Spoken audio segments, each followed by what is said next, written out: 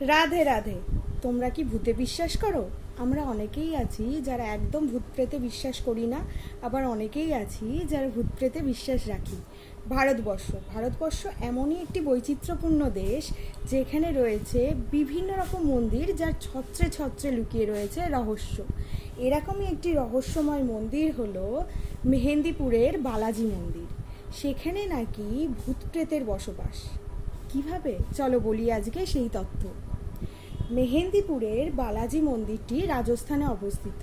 সেখানে নাকি ভূত প্রেতের দ্বারা পীড়িত বা ভূত প্রেতের করাল নজর পড়েছে এমন ব্যক্তিরা সেই ভূত প্রেত থেকে নিজেদের নিস্তার করতে বা বাঁচানোর জন্য নিজেদেরকে সেই মন্দিরে আশ্রয় নেন, এবং স্বয়ং বালাজি বা হনুমানজি কিন্তু তাদের ভূত প্রেতের হাত থেকে নিস্তার দেন। এই মন্দিরটি এমনই একটি অদ্ভুত মন্দির যে মন্দিরের ভেতরে প্রবেশ করলেই কিন্তু আমাদের গা শিউরে ওঠে। এই মন্দিরটি এমন একটি স্থানে অবস্থিত যার চারপাশে বেশ গরম হলেও মন্দিরের ভেতরে প্রবেশ করলে অদ্ভুতভাবে আমাদের ঠান্ডা লাগতে শুরু করে। এবং এই মন্দিরে অবস্থিত বালাজি অর্থাৎ হনুমানজির বাল্যরূপ। এছাড়াও এই মন্দিরে রয়েছে প্রেতরাজ সরকার এবং ভৈরবেরও একটি মূর্তি।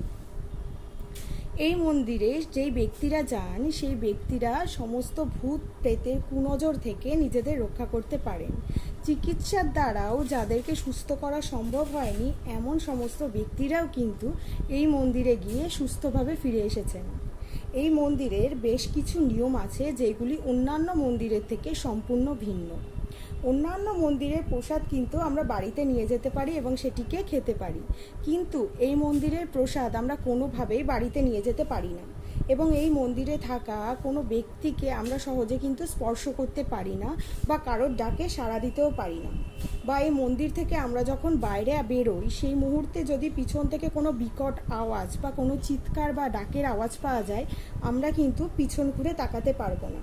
কথিত আছে পিছন ঘুরে তাকালেই নাকি ভূত প্রেতের কালো ছায়া আমাদের ওপর পড়ে বা ভূত প্রেতের কুনজর কিন্তু আমাদের ওপর পড়বে।